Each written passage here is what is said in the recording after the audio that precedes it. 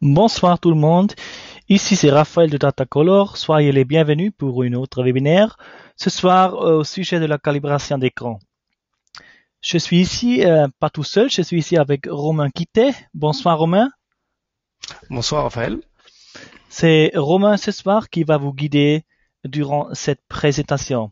Moi-même, je vais être ici pour le part technique et en fin de présentation, je vais aussi donner des réponses aux des questions parce que en fin de présentation, vous avez la possibilité de demander des questions. Ok, Romain, je te vais donner les droits pour nous montrer dans l'écran. Juste un instant.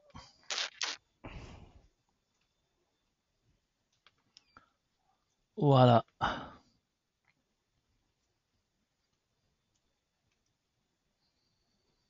Parfait, il me semble que ça fonctionne. Tout est bon Raphaël?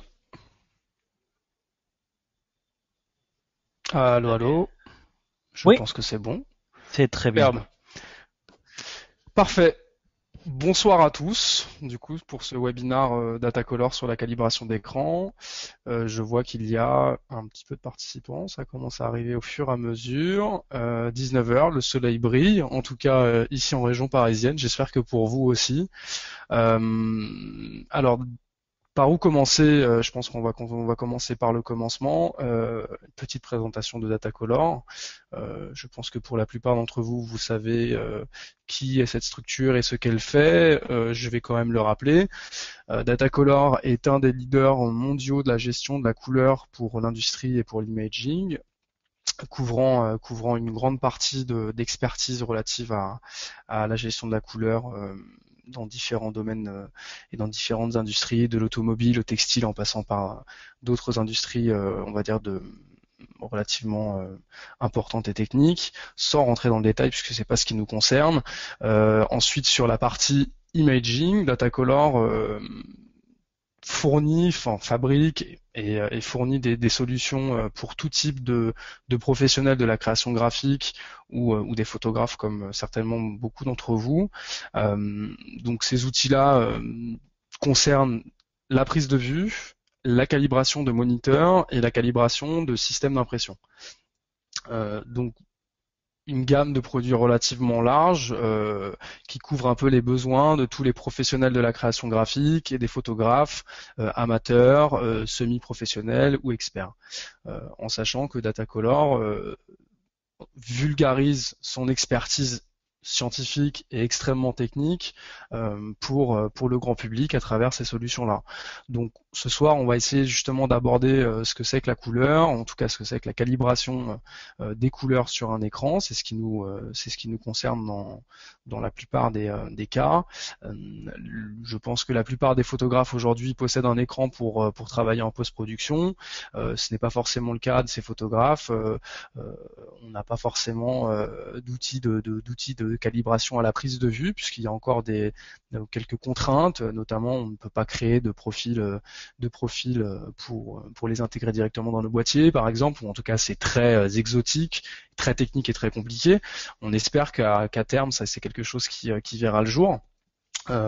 Donc on parlera principalement de la calibration des écrans, un petit peu de l'imprimante ou en tout cas l'approche qu'on pourrait avoir par rapport à la création de profils pour derrière imprimer via des services en ligne, des imprimeurs, des laboratoires ou directement via des systèmes d'impression que vous pourriez avoir à domicile. Donc voilà, on va commencer comme ça. Donc là vous voyez une image avec avant-après. Alors c'est pas traduit en français, ça le sera, mais je pense que tout le monde a bien compris. On voit le cas typique d'une image avant-après.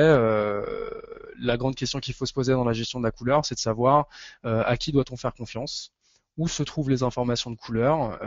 On a tous une perception différente des couleurs. Nous sommes humains, donc forcément tous différents. On utilise la technologie en permanence, tous les jours, de plus en plus, et on fait une confiance en général plutôt aveugle à la technologie. Donc, on va essayer de démontrer qu'il ne faut pas forcément faire confiance ni à la technologie ni à trop à soi-même, parce qu'il y a justement des règles à respecter en termes de gestion de la couleur. Donc voilà. Donc la déclaration entre guillemets statutaire de Datacolor, c'est d'affirmer que c'est une nécessité tout simplement avant d'éditer et d'imprimer nos images. Euh, voilà. Donc la question c'est de savoir tout simplement, alors je réduis juste ça, euh, de savoir quelles sont les bonnes couleurs en fait. Déjà, est-ce qu'il existe de bonnes couleurs ou de mauvaises couleurs? Non, mais de véritables couleurs avec des informations fidèles. Le problème, c'est déjà de savoir où est-ce qu'elles se trouvent. Euh, on sait de toute façon que les technologies diffèrent en fait d'un écran à un autre, d'un périphérique à un autre. Il y a énormément de paramètres. En fonction des écrans, on va avoir des LED rétro-éclairés, on va avoir du plasma, on va avoir énormément de technologies qui ne forcément ne divulguent pas le même espace colorimétrique. Et donc c'est véritablement le problème, en tout cas sur la calibration d'écran, c'est qu'on va avoir des informations qui diffèrent de périphérique en périphérique. Qui plus est, quand les écrans et quand la technologie vieillit, on a forcément une perte d'informations, que ce soit de la luminosité, que ce soit les différentes couleurs rouge, vert, bleu qui s'affichent. Donc du coup, on a forcément aussi un différentiel à partir du moment où on achète un écran, à partir du moment où on l'utilise énormément et où il arrive plus ou moins vers sa fin de vie, puisque malheureusement l'obsolescence de nos chers outils technologiques aujourd'hui n'est pas forcément programmée pour être courte. Donc voilà. Donc dans l'idée, c'est de se dire tout simplement à partir de quand mon image est bonne, est-ce que je dois faire confiance ou est-ce que les informations sont bonnes, à partir de quand mon écran vieillit, à partir de quand mon écran tout simplement me fait défaut, et comment je vais pouvoir tout simplement essayer de m'en arranger. Donc le cas plutôt typique d'un photographe, je sais pas si on peut essayer de lancer peut-être une question pour savoir quels sont ceux qui sont photographes ou professionnels de la création graphique ou web designer, ce genre de choses. Mais là, on va parler d'un cas pratique de photographe. Je prends mon image, donc je fais ma photo, j'enregistre mon image dans l'ordinateur. Donc j'ai une image avec un champ et avec un espace et avec un lot d'informations colorimétriques qui sort de mon appareil, de mon boîtier avec un profil. Je l'enregistre. Ensuite, je le rentre dans un logiciel de post-production ou même d'affichage qui va afficher des couleurs selon ce qu'elle aura interprété. Ensuite, on voit son image sur l'écran, soit elle est fidèle par rapport à ce qu'on a sur l'écran de l'appareil photo ou du capteur ou n'importe autre périphérique, n'importe quel autre périphérique. On se rend compte soit elle est bonne, soit elle est mauvaise. Option 1, on va dire presque 50 ou 60% des cas, l'image n'est pas la même que celle qu'on avait vue sur l'écran de l'appareil photo. Pourquoi? Parce que l'écran n'est pas calibré. Ensuite, vous pouvez voir l'image 4 où on voit tout simplement la correction de l'image sur l'écran. On se dit que oui, il y a une nette différence. On va enregistrer cette image, on va donc faire toutes ces retouches, on va travailler tout par rapport à ça. On va se dire qu'au final, on est dans le vrai et que maintenant, on peut l'enregistrer pour ensuite en faire un fichier entre guillemets master pour soit l'envoyer directement à un service d'impression en ligne ou un laboratoire ou l'imprimer soi-même. Donc en fait, ce qu'il y a, c'est qu'on passe par différentes étapes et que ces différentes étapes sont relativement critiques dans le workflow, puisqu'au final, les périphériques, les process de post-production ne sont pas forcément uniformisés et donc ça nous aide pas justement à avoir une perception des informations de couleur relativement stables. Donc voilà, ça c'est plutôt des choses qui sont critiques dans le sens où je ne sais pas combien d'entre vous impriment ou montrent leurs images sur un écran ou d'une autre manière qu'elle soit, mais c'est quelque chose de relativement fatal. Ça coûte cher, ça fait passer beaucoup de temps. Moi, je me suis vu retoucher beaucoup de photos avant même de m'être intéressé à la colorimétrie et à la chromie. Je me suis vu retoucher beaucoup de photos, les envoyer à l'imprimeur, les voir revenir en me disant bah non, mes noirs sont complètement bouchés, j'ai plus de détails d'ombre, les couleurs sont absolument pas les mêmes que celles que je voyais le jour J. Donc outre la prise de vue et la technique photographique en soi, c'est-à-dire la maîtrise de la balance des blancs, la maîtrise de tellement de paramètres, il y a véritablement une importance et une nécessité de gérer ou en tout cas de maîtriser au maximum son workflow, donc son flux de travail de la prise de vue jusqu'à l'impression. Voilà. Alors, hop, c'est un petit bug d'affichage, c'est rien. Ce qu'il faut retenir en fait, c'est que les informations et en effet toutes les informations relatives à la couleur, donc c'est-à-dire la résolution, le maximum de pixels, ce que va enregistrer le profil colorimétrique de l'appareil au moment de la prise de vue, tout est dans le fichier. Donc si vous shootez en RAW, tout est dans le fichier RAW, ce qui est très pratique parce qu'en effet on peut rouvrir son fichier et puis modifier tous les paramètres qu'on a pu capter au moment d'une scène et d'une prise de vue, ce qui n'est pas forcément le cas si vous shootez en JPEG par exemple. Et il faut en effet savoir que dès que vous passez sur votre écran en matière de post-production, c'est une véritable fenêtre sur votre image. Donc c'est-à-dire qu'au final, vous ne voyez plus votre image telle que vous l'avez vue le jour J, puisque chaque moment n'arrivera jamais deux fois. Ensuite, vous ne voyez plus l'image telle qu'elle était sur votre appareil photo sur le petit écran. Ce qui est souvent le cas, on voit une image extrêmement nette sur le petit écran, on se dit c'est génial, même si on a zoomé à l'intérieur, quand on la voit arriver sur un grand écran, en ayant très mal géré son espace colorimétrique, on se retrouve avec une image qui est absolument pas fidèle, quoi. Donc l'idée c'est vraiment de pouvoir parler, alors quelle est la bonne couleur, c'est peut-être pas le terme à employer, mais de se dire au final, parlons de la même couleur, parlons des mêmes informations que nous avons vues à un instant T, qu'on a réussi à capter, voilà, c'est vraiment l'idée. Oui, alors il y a des paramètres matériels, certes, mais commençons déjà par nos yeux, puisqu'au final, je parlais en introduction des deux notions qui sont extrêmement qui sont aux antipodes et qui sont extrêmement différentes, que sont l'humain et la technologie.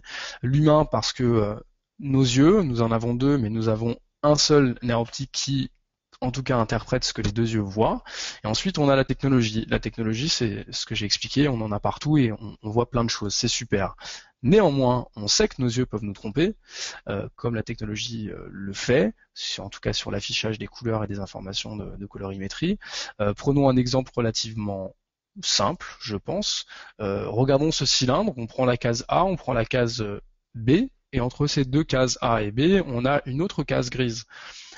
Sur cet échiquier, en tout cas sur ce damier, blanc et gris, ou gris très très pâle ou très très peu marqué et un gris un peu plus fort, on va retrouver des couleurs, il n'y a que deux couleurs, il y a une couleur gris foncé, une couleur gris clair, pardon, gris clair. La petite case que vous voyez entre la case A et B, la case grise, c'est exactement la même couleur que celle que vous avez dans la case A au-dessus. Ce qu'il y a, c'est qu'il y a juste un élément qui vient créer une confusion, entre guillemets. Ce cylindre, il vient créer une ombre qui fausse notre perception du coup de la couleur. C'est la même couleur, sauf que en effet, il y a un élément qui vient se poser entre notre champ de vision, la couleur en soi, et donc forcément on reçoit l'information avec de nouveaux paramètres. Donc nos yeux ne peuvent pas interpréter, ne peuvent pas être extrêmement précis, ou en tout cas elles nous transmettent une information qu'on interprète. Voilà. Donc est-ce qu'on doit faire confiance, est-ce qu'on ne doit pas faire confiance? C'est tout simplement la vraie question, et nous on pense que l'œil est faillible, l'humain est faillible, et qu'il faut donc compter sur des standards, compter sur des technologies, ou en tout cas plutôt sur des standards, sur des règles et des méthodes, non pas des formules scientifiques, mais des règles et des méthodes pour normaliser tout ça et tout simplement avoir un référentiel fort. Voilà, c'est l'idée. Je reviens en arrière pour montrer qu'au final, vous voyez bien sur ce petit rectangle gris, la couleur est strictement la même. Sauf que c'est juste ce paramètre d'ombre qui vient fausser notre perception de la couleur. Voilà. Je pense que c'est des schémas relativement simples pour pouvoir comprendre que voilà, que ces couleurs sont les mêmes et que c'est juste une question de perception et de perception visuelle. Ensuite, hop, je reviens en arrière. Encore une fois, oui, nos yeux peuvent nous tromper. Revenons aux paramètres matériels, puisque c'était l'insight de base. Les corrections en général colorimétriques d'un écran classique. Alors là, on a un petit display d'un écran relativement à l'ancienne. Hein. Je pense qu'on voit plus beaucoup ça maintenant, en tout cas pour la plupart des dalles sur lesquelles vous devriez travailler. Enfin, je pense que pour la plupart, vous voyez plus ça. Mais que ça soit ça ou que ça soit autre chose, ou un écran plus récent, en général, on n'a pas beaucoup plus de paramètres sur lesquels interférer ou en tout cas agir. Rouge, vert, bleu, voilà, on augmente le bleu, on augmente le rouge, mais c'est strictement impossible à l'œil nu de linéariser les couleurs. Ce serait complètement indécent que de dire qu'on puisse réussir justement à approcher les standards et à corriger tout ça pour arriver au référentiel. Donc en effet, il faut corriger individuellement chaque tonalité, mais on sait que dans chaque tonalité, il y a des variantes, il y a des degrés de tonalité qui composent le rouge, qui composent le vert, qui composent le bleu, quoi. Voilà. Donc Tout ça pour dire qu'en général, ce genre de petits outils sont relativement obsolètes et sont très limitatifs quant aux possibilités et quant au spectre d'informations sur lesquelles on pourrait agir grâce à une sonde de calibration, par exemple. Voilà. Alors, venons à là, on est là pour parler, ou en tout cas pour présenter le Spider 5, qui est le nouveau produit, en tout cas l'innovation de chez Datacolor en termes de sonde de calibration grand public. La sonde de calibration, en soi, c'est un colorimètre, c'est un photospectromètre qui vient chercher des informations de couleur et de lumière, qui vient les analyser. Donc l'écran nous donne l'information qu'il a envie de nous donner. On l'analyse, on parle la langue des couleurs, donc en soi on a un référentiel, le logiciel est fait pour ça. On vient chercher des informations, on crée des profils ICC, on calibre automatiquement notre écran selon une norme qui est la norme ICC, qui est une norme mondiale, hein, qui arrive pas de nulle part. C'est à la base le consortium, le consortium ICC, c'est un consortium qui avait été, ou en tout cas Apple, Microsoft faisait partie à la base de ce consortium. Maintenant, plein d'entreprises les ont rejoints, donc c'est quand même un consortium relativement sérieux de manufacturiers et très reconnu. C'est une norme mondiale, il n'y a rien à redire là-dessus.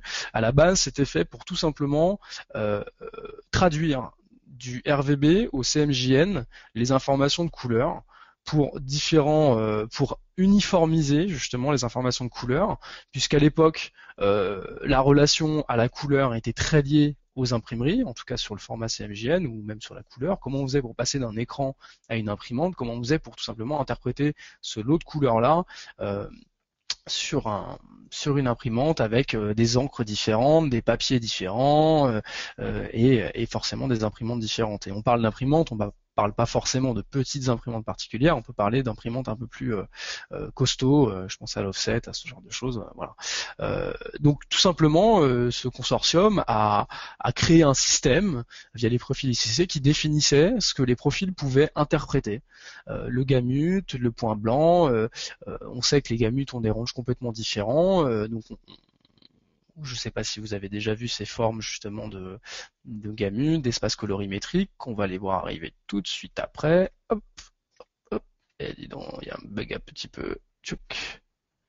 Voilà, c'est ce qu'on voit là. Donc là, il y a 4 espaces colorimétriques, ces triangles que vous voyez en fait sur l'abscisse ordonnée, que représente un espace colorimétrique, un espace gamut.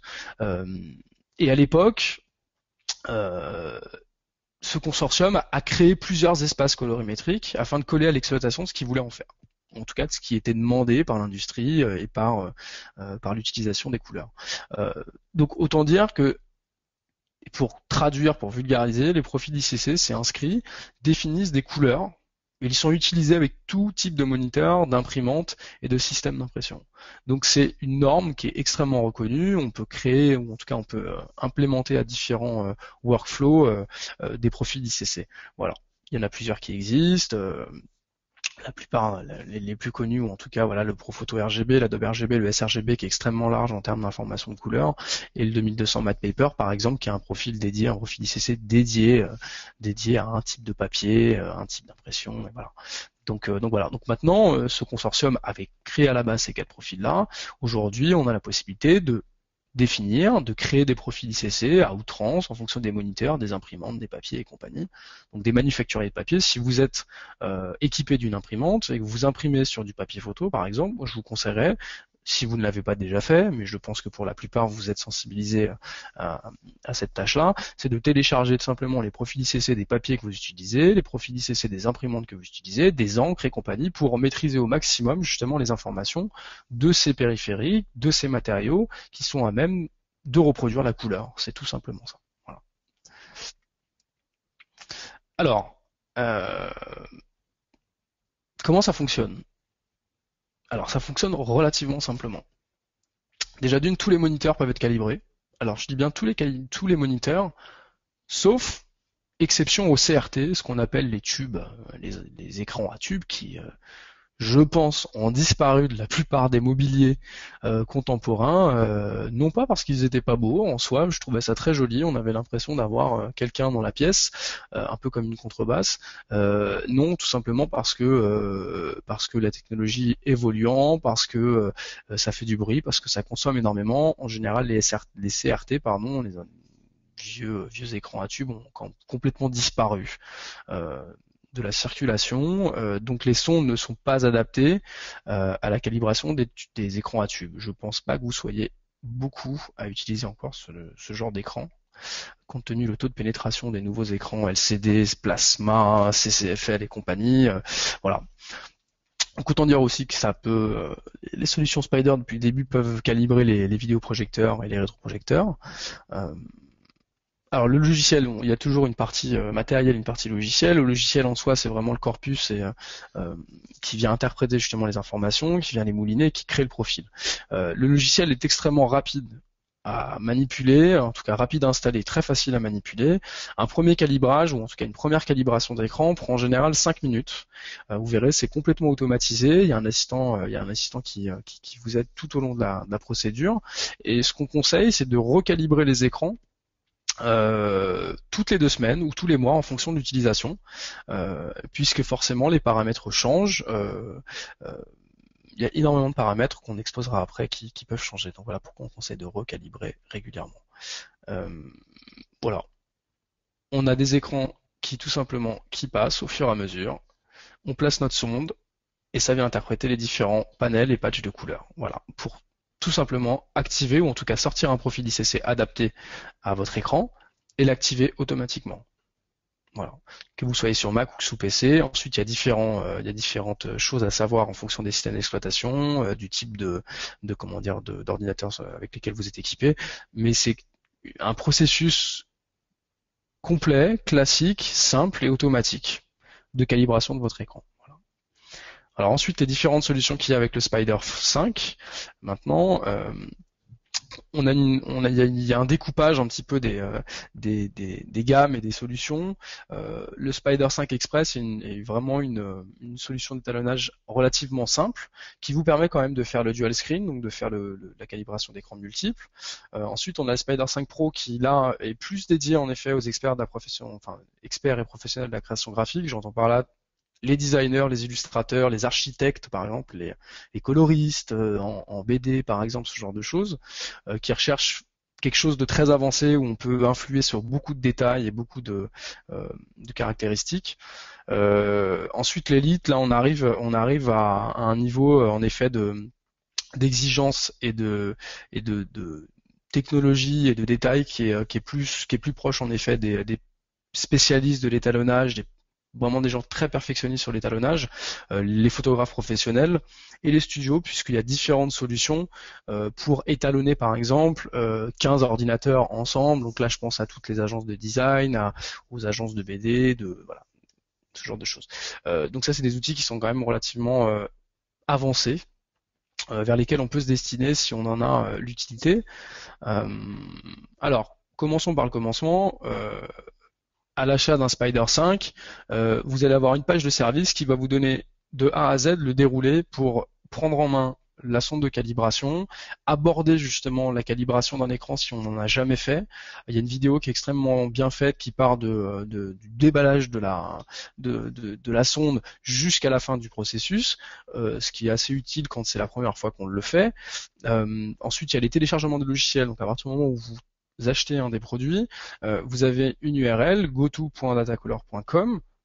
Vous arrivez dessus, vous téléchargez la version qui vous concerne, Express Pro ou Elite, et derrière vous avez tout simplement une démonstration, un guide d'utilisateur et un support derrière. Voilà. C'est pour la petite introduction sur comment ça se passe dès que j'ai le produit en main, est-ce que je suis accompagné, il n'y a aucun problème là-dessus, vous verrez c'est relativement simple, la page est très bien faite, on vous indique un petit peu justement les petites recommandations à effectuer, à savoir que vous le verrez après, il faut allumer son moniteur, le laisser chauffer un petit peu, installer le logiciel. Je vous expliquerai les petites fonctionnalités justement du Spider 5 par rapport au Spider 4 où on a justement un contrepoids qui est lié en fait au bouchon de capteur. Enfin voilà, c'est des choses qui sont plutôt bien faites et pratique, en tout cas quand on a besoin d'être un minimum accompagné. Donc tout commencera par là. Vous allez me dire le Spider 5, alors j'ai entendu parler du Spider 4, du Spider 3, du Spider 2 et compagnie. Oui, le Spider 5, c'est l'évolution normale en termes de produits, d'innovation technologique par rapport au Spider 4. Alors la sonde en elle-même reprend un peu comment dire, la forme du Spider 3, qui était ou Spider 2 qui était un tout petit peu plus ramassé, c'est-à-dire qu'on n'avait plus cette forme d'araignée, d'où le nom Spider. Là, on est revenu sur quelque chose de plus compact, de plus transportable, de plus solide aussi, et forcément de protéger, puisque c'était un vrai besoin pour les photographes qui se déplacent avec leur laptop, voilà, qui se trimballent à gauche à droite pour travailler, et qui ont besoin justement d'emmener leur centre de calibration avec eux. Alors,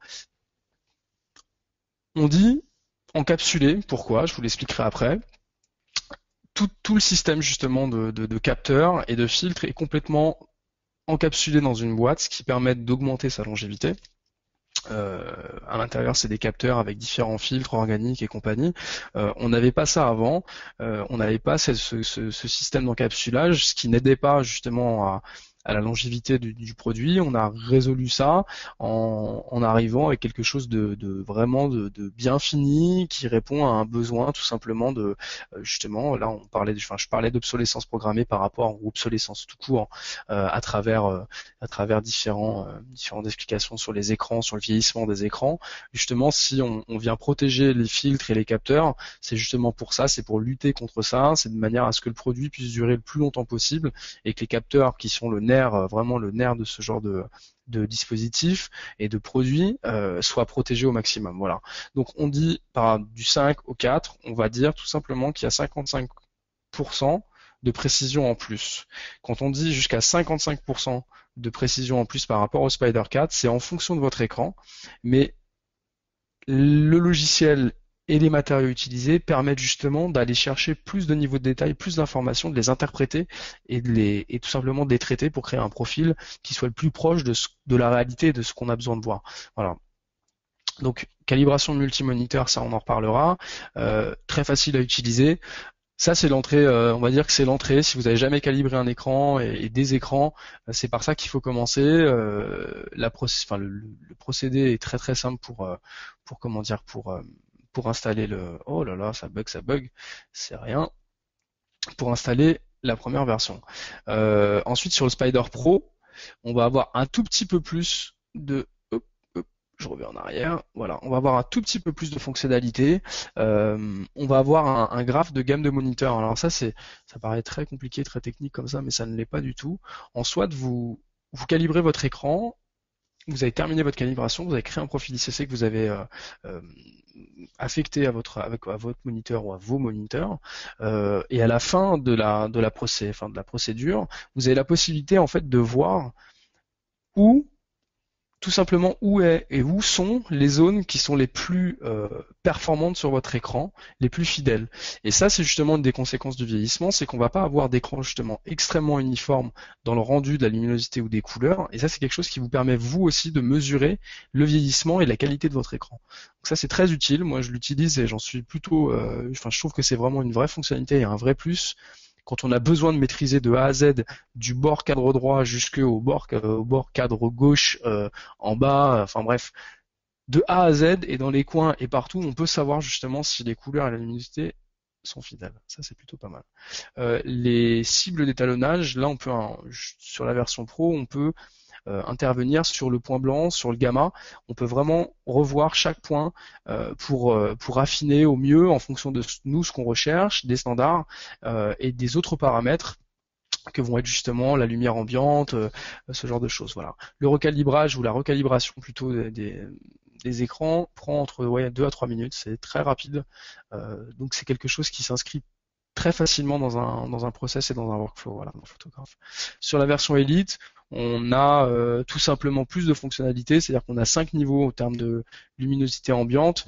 On va partir de très bas, bas, médium, haut et très haut, en fonction de là où on travaille. Si on travaille dans un open space avec de grandes fenêtres, on va choisir justement la luminosité ambiante extrêmement haute, puisque forcément ça intervient un petit peu sur le capteur de luminosité ambiante que vous voyez sur le dessus en fait du produit. C'est le petit capteur qui vient chercher justement les informations de lumière ambiante. Ensuite, les cibles illimitées, c'est que vous pouvez tout simplement calibrer tout ce que vous avez à calibrer. Vous pouvez interférer ou plutôt interagir avec toutes les fonctionnalités liées à votre écran. Voilà, en tout cas dans la création du profil ICC.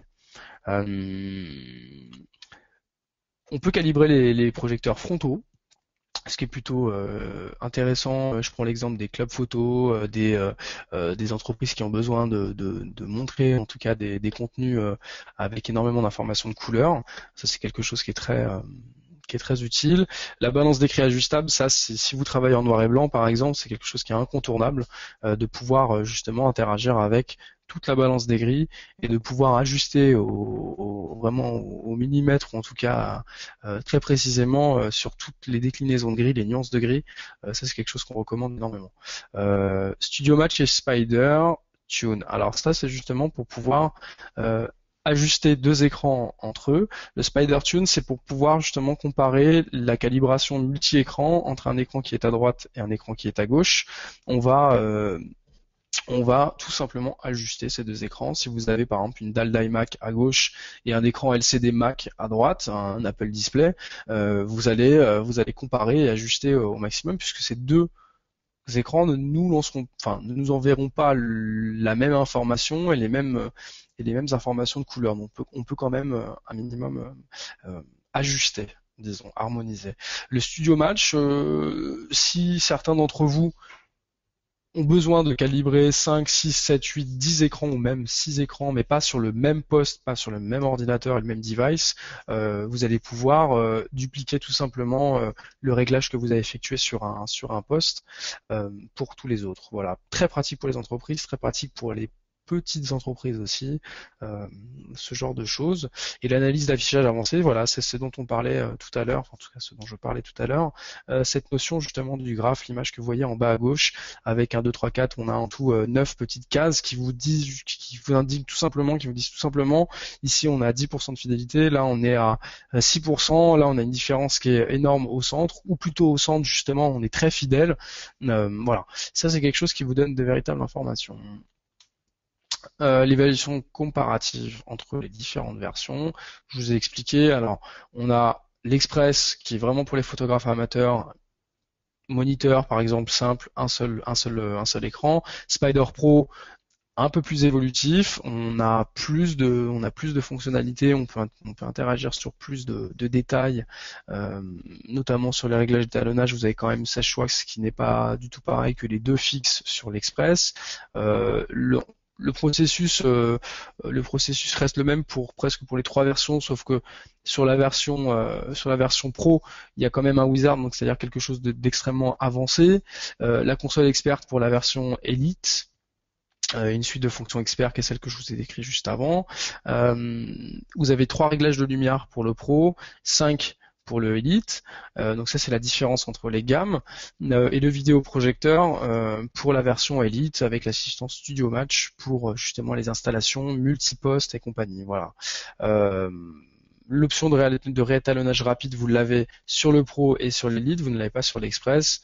Donc j'ai envie de dire que la gamme comme ça à trois solutions est plutôt intelligente, où on va se retrouver en général énormément dans un Spider Pro si on n'a pas été éduqué du tout à l'étalonnage et à la calibration d'écran, et dans le Elite, si vraiment on a un besoin réel de perfection, voilà, sur la calibration d'écran. Les recommandations, de toute façon, je pense que pour la plupart, vous le savez, mais on va le redire, c'est d'obscurcir, nous, en tout cas, ce qu'on recommande, c'est d'obscurcir l'environnement de travail direct. Vous travaillez dans une pièce, il faut à minima travailler à 30-35% de luminosité dans la pièce ambiante, ce qui est toujours le mieux. Après, on peut travailler avec des normes, baies vitrées et autres, mais on essaye quand même d'avoir pas de lumière directe sur l'écran, et de deux, d'obscurcir un tout petit peu l'environnement. Avoir une lumière ambiante stable, ça c'est très important, pas de lumière directe sur l'écran. Travailler avec un écran réchauffé, on laisse tourner une petite demi-heure son écran, histoire que justement tous les composants électroniques et compagnie se rôdent et soient en rythme de croisière, disons. On recalibre toutes les 2 à 4 semaines, donc ce que je disais, toutes les 2 semaines pour un usage intensif, tous les mois pour un usage modéré. Éviter des murs. Alors éviter des murs avec ES, c'est plutôt pas mal. Alors, on va éviter les murs et les framboises sur le bureau, non. Mangeons des fruits. Éviter les murs MURS, c'est une faute de frappe. Et les surfaces trop colorées autour de l'écran, dans le sens où on vient chercher des patchs de couleurs, on vient chercher avec le capteur de luminosité ambiante différentes informations. Il est toujours mieux de travailler sur des environnements relativement neutres, que ce soit pour la calibration ou que ce soit pour la perception qu'on a, même nous, des couleurs qui s'affichent à l'écran. Voilà. Alors, perception humaine des couleurs. Sortons un petit peu de la technologie, revenons un petit peu aux fondamentaux, ou en tout cas aux basiques. Là, vous voyez une image. Alors, vous allez me dire qu'est-ce que c'est que cette image. C'est une image inversée en termes de couches, de couleurs. Je vais vous demander de fixer le point noir qu'il y a au milieu. Et là, je vais faire rentrer le voodoo qui est en moi, fixer le point noir qui est au milieu, uniquement le point noir. Écoutez le son de ma voix. Moi, je vous dis que vous voyez du rouge et du bleu. Mais je n'ai pas besoin de vous le dire pour que vous le disiez, puisqu'en effet, c'est le cas. On voit des couleurs, forcément on voit des couleurs, du violet, du bleu. Mais en fait, encore une fois, la perception qu'on en a n'est pas forcément la réalité, n'est pas forcément ce qui se cache à l'image, puisqu'au final, regardez encore une fois le point noir, c'était une image en noir et blanc. Donc, il y a des informations de couleur un peu partout, il y a des informations colorimétriques, pas forcément de couleur, mais de la chromie, ce genre de choses. C'est de la chimie, donc c'est quelque chose qui, pour ceux qui connaissent l'argentique et qui connaissent tout simplement les révélateurs et autres, on parle de chimie, on parle de quelque chose qu'on ne maîtrise pas à 100%, quelque chose il y a une science exacte de la chimie en effet, mais en photographie, on a absolument besoin de sortir de cette perception ou de la pensée unique. Je vois du rouge, je vois du bleu, je ne vois absolument pas un arc-en-ciel. Si, je vois un arc-en-ciel, sauf que sur cette image avant, je vois uniquement une traînée de bleu, mais dans cet arc-en-ciel se cachait certainement une petite traînée de bleu, ou en tout cas d'une certaine couleur. Donc voilà, petit jeu tout simple. Vous avez certainement dû le faire dans une phase de post-production en inversant les couches de calque et les couches de couleur, ce qui est plutôt intéressant d'ailleurs à faire pour toujours garder contrôle sur ces images. On va passer par un. Alors, hop, je vais essayer quand même de vous montrer une petite chose. Hop,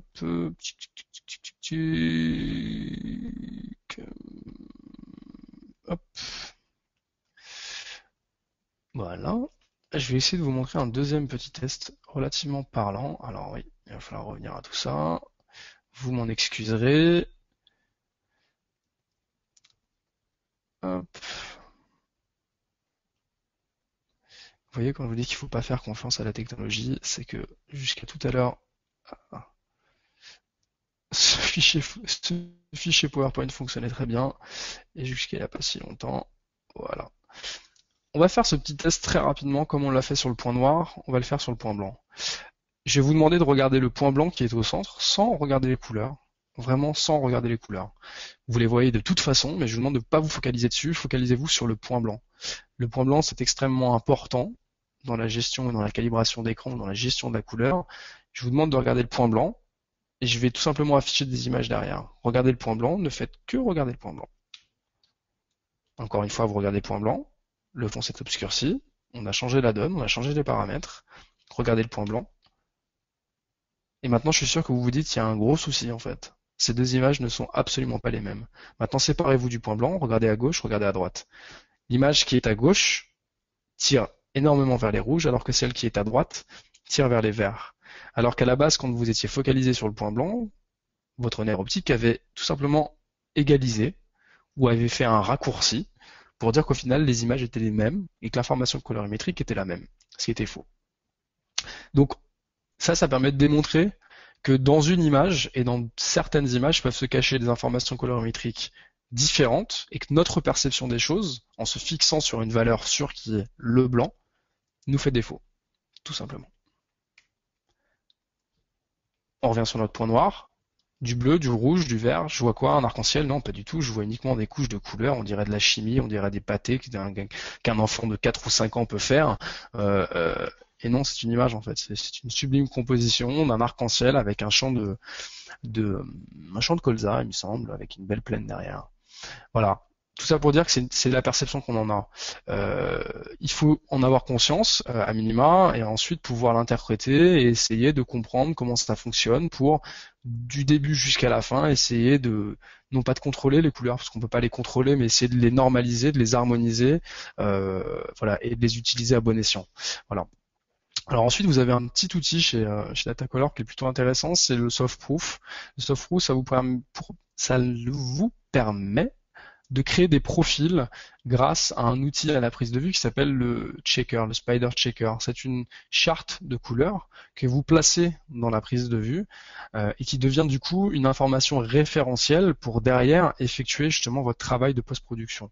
Donc dans le cas précis de cette slide-là, on voit une femme au milieu qui a son spider checker dans les mains.